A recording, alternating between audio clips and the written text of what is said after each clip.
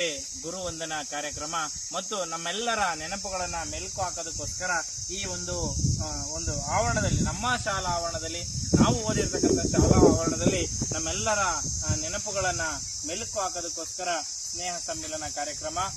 ನಿಮ್ಮೆಲ್ರಿಗೂ ಗೊತ್ತಿದೆ, ಇದೊಂದು ನಮ್ಮೆಲ್ರಿಗೂ ಸಹ ಒಂದು ಸುವರ್ಣ ದಿನ ಅಂತ ಹೇಳಿದ್ರೆ ಖಂಡಿತ ತಪ್ಪಾಗ್ಲಾರ್ದು. ಯಾಕಪ್ಪ ಅಂದ್ರೆ ಇದು ಅಷ್ಟು ನಮ್ಗೆ ಎಲ್ರಿಗೂ ಕೂಡ ಮಹತ್ವದ್ದಾಗಿದೆ.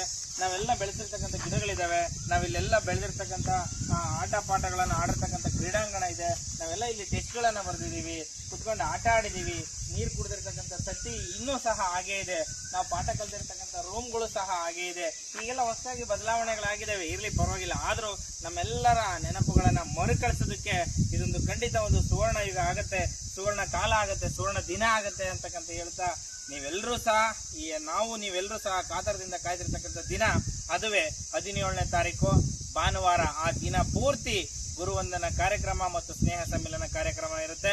ಎಲ್ಲರೂ ತಾವೆಲ್ಲೇ ಇದ್ರೂ ಸಹ ನಿಮ್ಮ ಕುಟುಂಬ ಸಮೇತರಾಗಿ ನಿಮ್ಮೆಲ್ಲ ಸ್ನೇಹಿತರನ್ನು ಸಹ ಕರ್ಕೊಂಡು ಕಾರ್ಯಕ್ರಮಕ್ಕೆ ತಪ್ಪದೆ ಬರಬೇಕು ಅಂತ ಹೇಳಿ ಈ ಮೂಲಕ ಎಲ್ಲರಲ್ಲಿ ಮನವಿಯನ್ನ ಮಾಡ್ತೀನಿ.